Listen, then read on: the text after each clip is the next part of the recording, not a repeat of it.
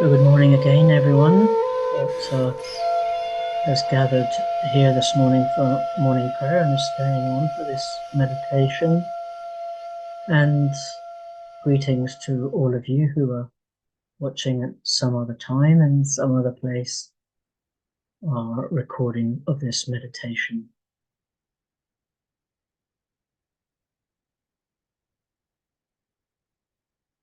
So today we're continuing with our meditations on Teresa of Avila's interior castle, her mapping of the interior of our interior life, mapping of the territory of our soul.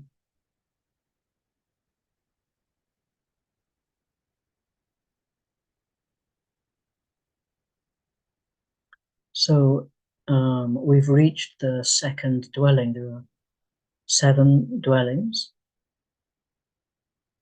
and we've reached the second dwelling and started with a meditation from Malcolm 2 weeks ago. And let's just start our meditation today with a prayer, which I'm going to share on the screen.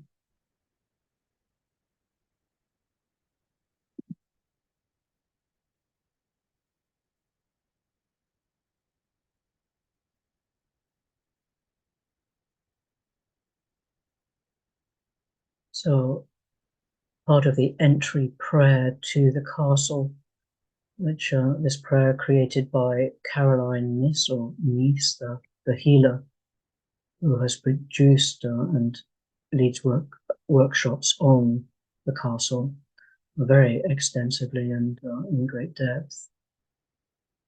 So you might like to join me in saying this prayer as we enter again into our castle. I cross the bridge into the silent bliss of my castle. I close the drawbridge and forbid all outside influences from entry into this holy place that is my soul. Here in my castle, I am alone with God. Under God's light and companionship, I discover the depth and beauty of my soul. I embrace the power of prayer. I open myself to divine guidance. I surrender myself to become as a channel for grace, healing, and service as God directs my life.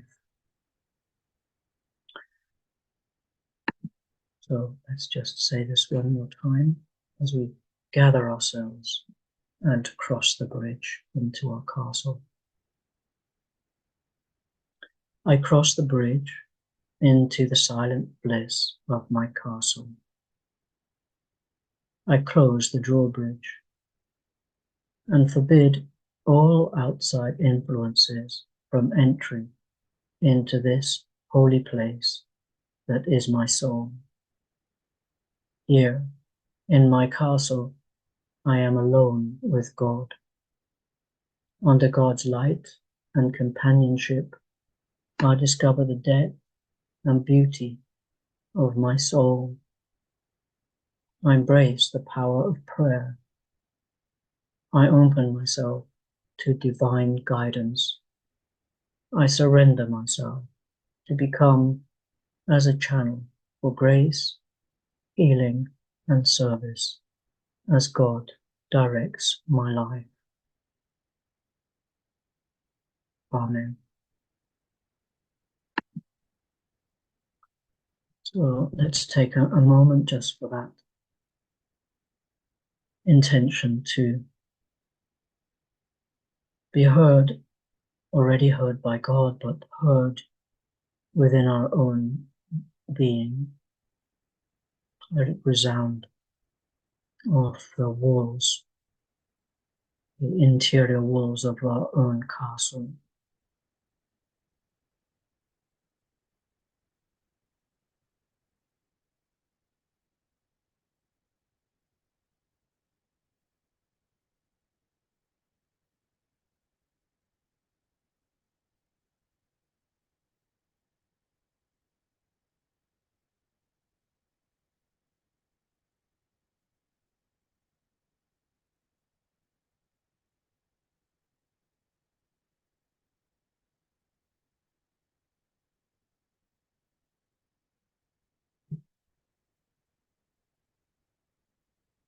2 weeks ago, as I said, Malcolm led us in our first meditation for this second dwelling, and it was a powerful meditation. And through this, and in his response to Teresa's account of the second dwelling, he opened our awareness to our impermanence, that nothing is we think it is, and nothing is fixed in the way that we think it is. And the text from Teresa's account of the second dwelling that I would like us to focus on to continue our exploration of the second dwelling is this. She says, once the spirit of evil begins to detect that the character and habits of the soul indicate her readiness to move ahead on her path, all the powers of hell will be gathered to drive her back outside. Oh, my beloved, here is where we need your help. Without it, we can do nothing. In your mercy, do not allow such a soul to suffer delusion and go astray when she has only just begun her journey. Give her light so that she may see that all goodness lies within. Once the spirit of evil begins to detect that the character and habits of the soul indicate her readiness to move ahead on her path, all the powers of hell will be gathered to drive her back outside. Oh, my beloved, here is where we need your help. Without it, we can do nothing. In your mercy, do not allow such a soul to suffer delusion and go astray when she has only just begun her journey. Give her light so that she may see that all goodness lies within. I'd like to share a diagram which I find very helpful.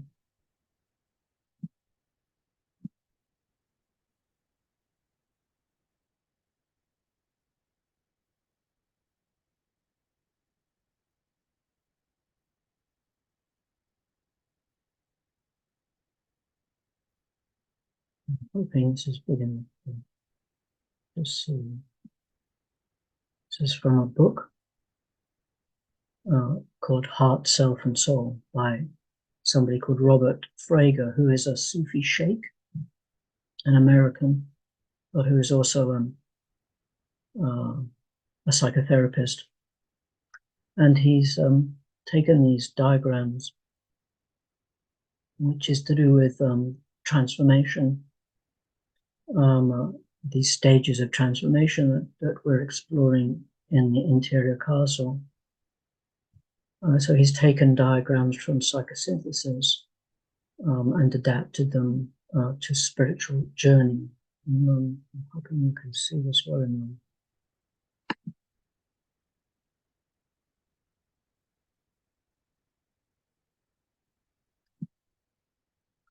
So this is us. I'm moving my cursor on inside.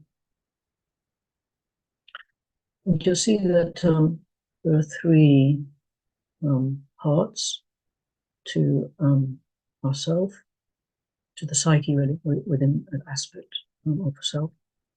The lower unconscious,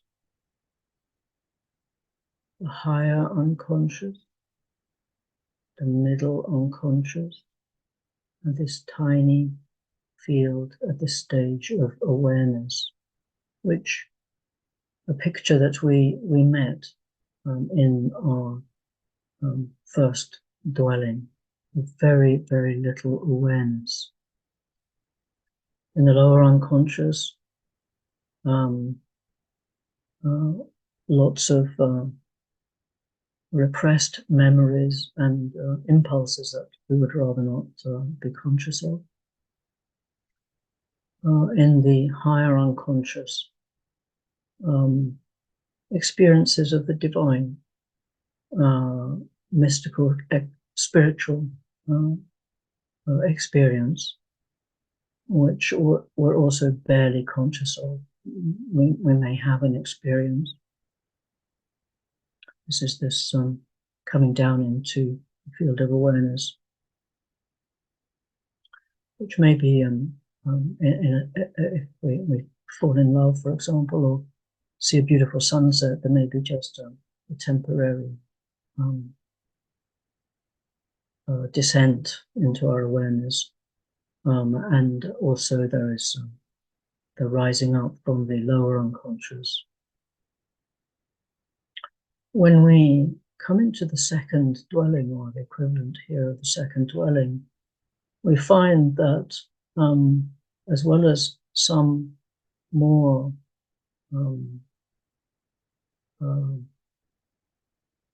spiritual experiences through prayer, as Saint Teresa mentions for the second dwelling, that we've got into more of a habit of prayer and reading spiritual text.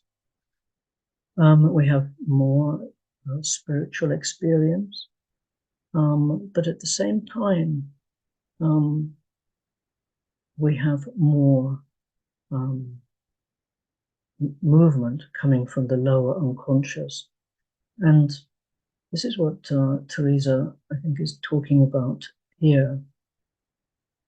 That in this second dwelling, it can be alarming that as we feel that we're progressing on our path, it's then that, as she says, all the powers of hell, which is the hell within ourselves, come up and hit us. So I hope that you find this helpful, as indeed I have many times, just to remember that as we get deeper on the spiritual path, sometimes it can feel worse in this sense, that we feel that we're going backwards, but actually we're still going forwards. It's just that awareness is awareness. We can't be aware simply of what's been hidden from us, which is divine, but also we become aware of what we have hidden of our own psyche. So I'm going to stop that share now.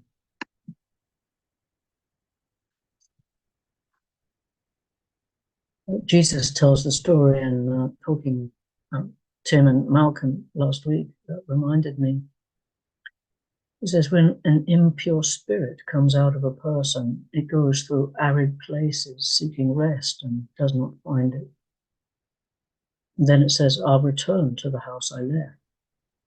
When it arrives, it finds the house unoccupied, swept clean, and put in order. Then it goes and takes with it 7 other spirits, more wicked than itself, and they go in and live there. And the final condition of that person is worse than the first. The 20th century Christian mystic Daskalos comments about this. A man, when disenergizing an elemental, an emotional thought form that we'd allow to enslave the mind, when disenergizing an elemental, which he does not wish to return, must replace it with another good elemental, by which he means a pure thought form created not by unrestrained emotion, for example, fear, but by conscious intention. So the concentration on words or image or prayer, to consciously replace and occupy the space that has been cleared. Because as we saw from that diagram just now and our own experience, if we clear the space, it soon becomes filled. So Let us, with these thoughts in mind,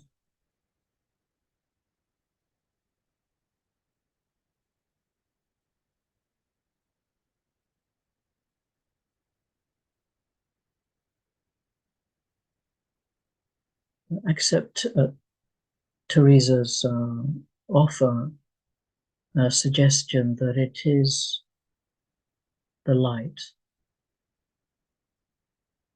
which we need both to illuminate the difficulty and to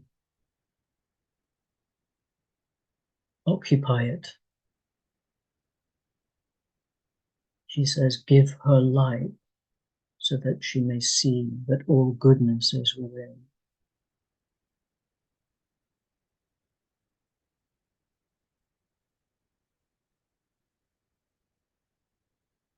So let us just repeat to ourselves Jesus' words, I am the light of the world. So the I am, not the I am of the ego, of course, but within us, all goodness, the I am the light of the world. So let's repeat this. We can do this out loud on the breath, repeating on the exhalation and the inhalation, I am the light of the world. And if this resounds too strongly within your ego and is confusing, then say, you are addressing Jesus. You are the light of the world. So we'll do that now.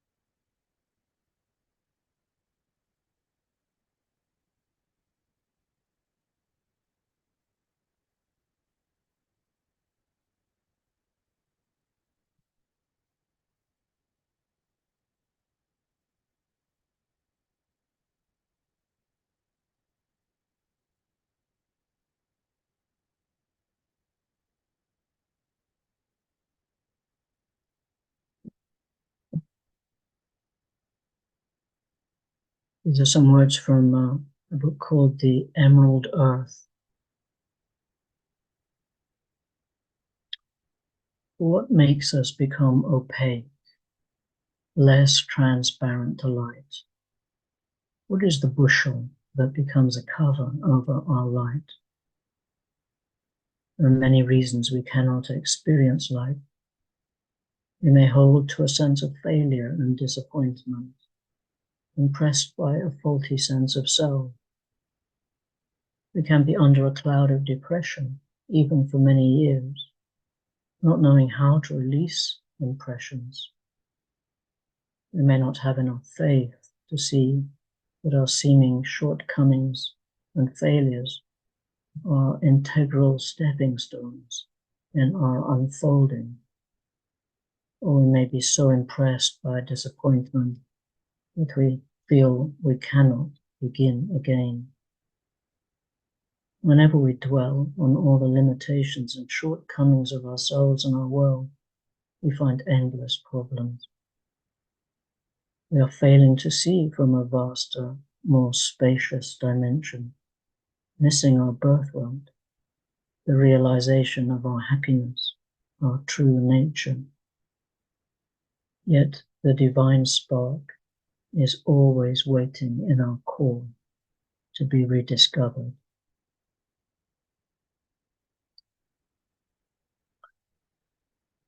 So this is a meditation which comes from that book, The Emerald Earth, which is by Norton and Smith.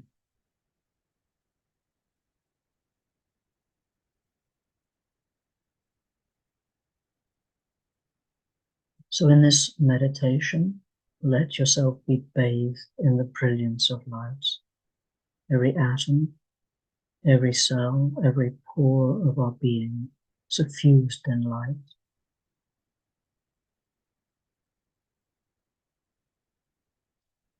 We come to this life ignited by a spark from the one eternal light.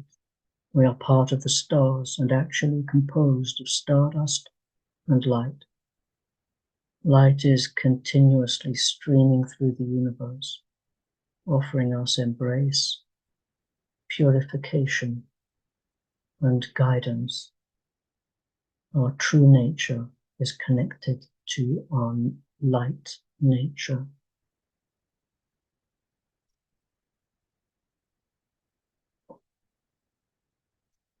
So imagine that we are facing a bright window.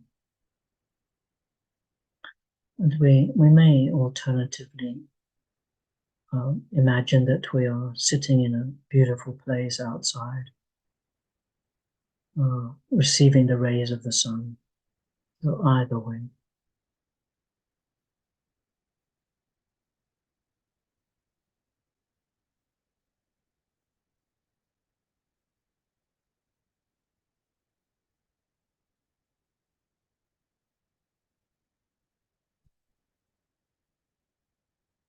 Experience the sun pouring into and through our being.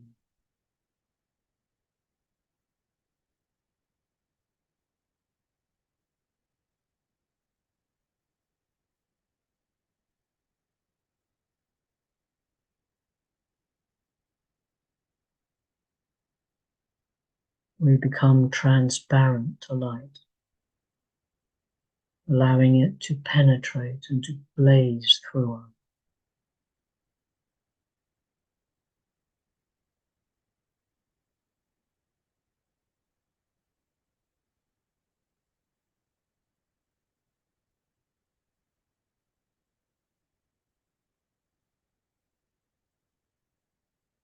Feel ourselves like a crystal, wholly receptive to the light that fills up all our sound. Body, mind, and consciousness are bathed in light.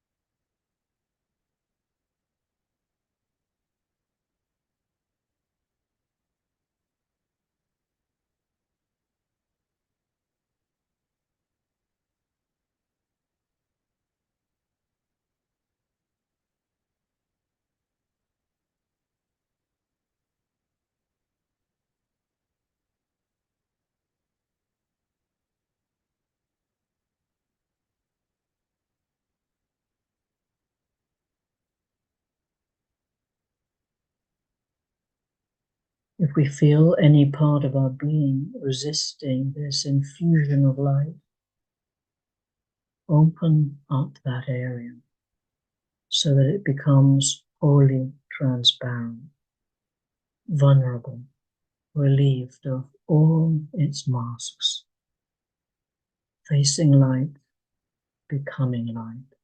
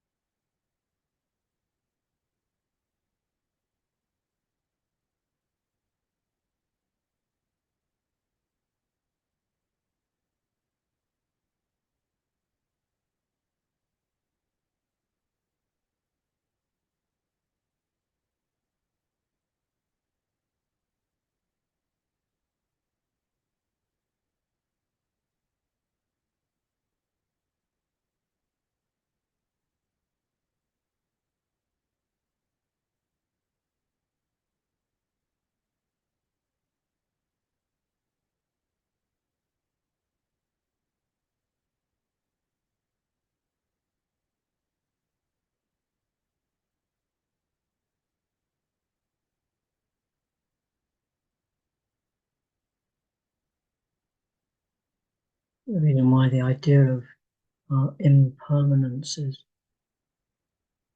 powerful and scary, at least sometimes, is because it produces our vulnerability.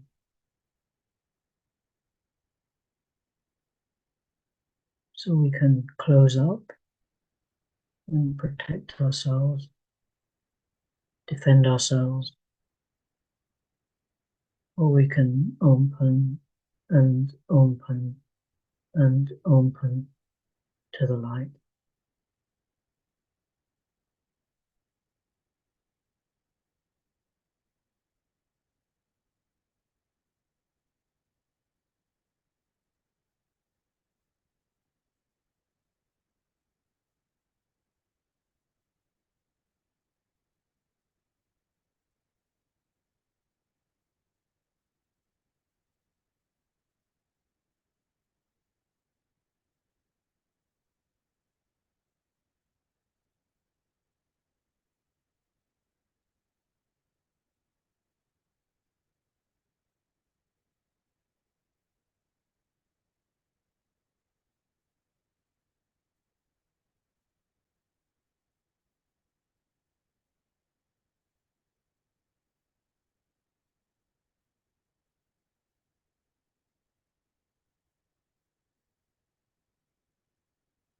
Touching light, bathing ourselves in light, we trigger a memory of having once been pure light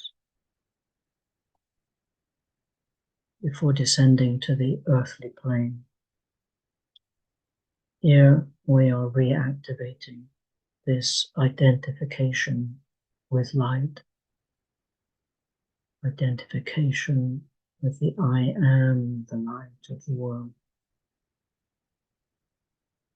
There is great joy in this reawakening, in light overcoming negativity and fear, in our being completely transformed by the power and strength of brilliant light.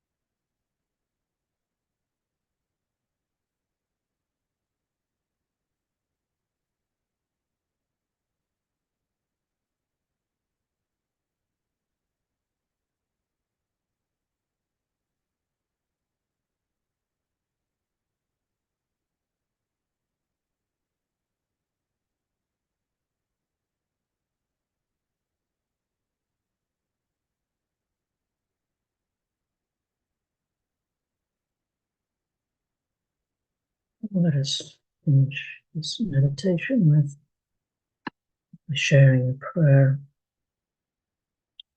of abandonment by Shakti.